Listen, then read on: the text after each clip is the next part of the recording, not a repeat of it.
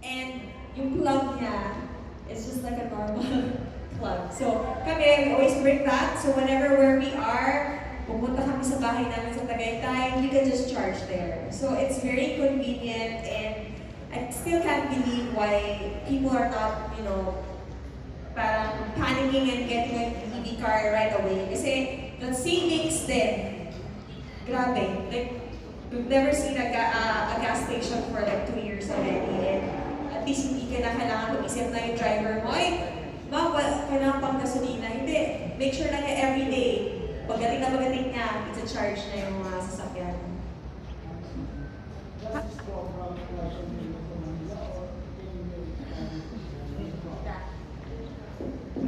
Actually, as I mentioned a while ago, we're targeting different cities in the Philippines, particularly, of course, Metro Manila.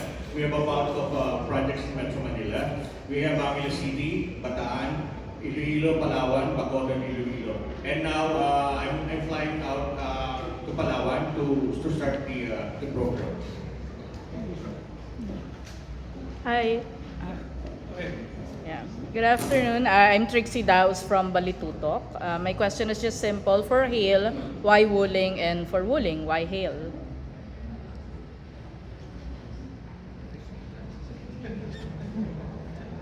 You want me to answer or? Yeah, anyone from the panel can answer, representing the company. Yeah.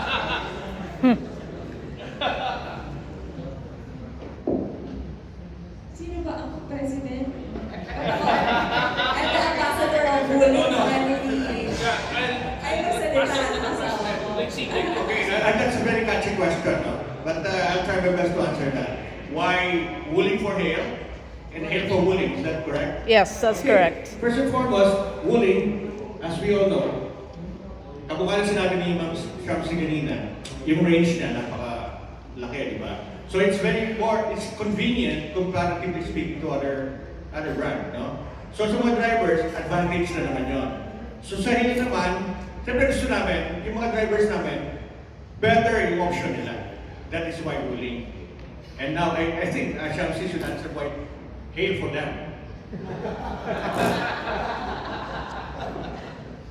It's like you're asking, like, when destiny happens, it just happens. And I think when the two companies came together, this will not happen without one. So I think when we first met Hale, of course, as a skeptic one, no, I'm always skeptic. I always, try to stop my husband from entering new things, new ventures. But my husband is, we might say, has a vision. He has this mindset that so many things can happen as long as you just take one step. And he's very optimistic about this partnership. He has always been championing electric. Even before, talagang when we were in the US, he wanted to have an electric vehicle.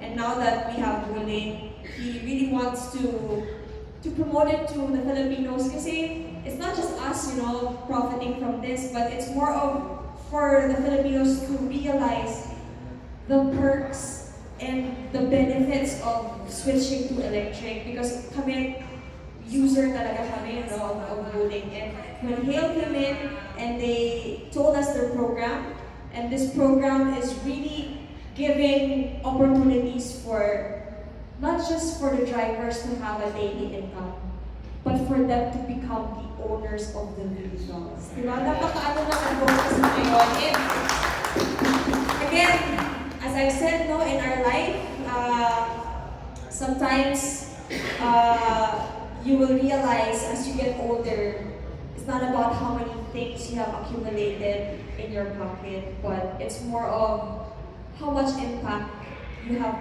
given to your community. And I think it's our way also to give back to the community through Hale. Na ito na, mga drivers, sana alagahin yung ating mga cars. Because eventually, you will be the owner of the car that you are driving. Just for 1,700 a day.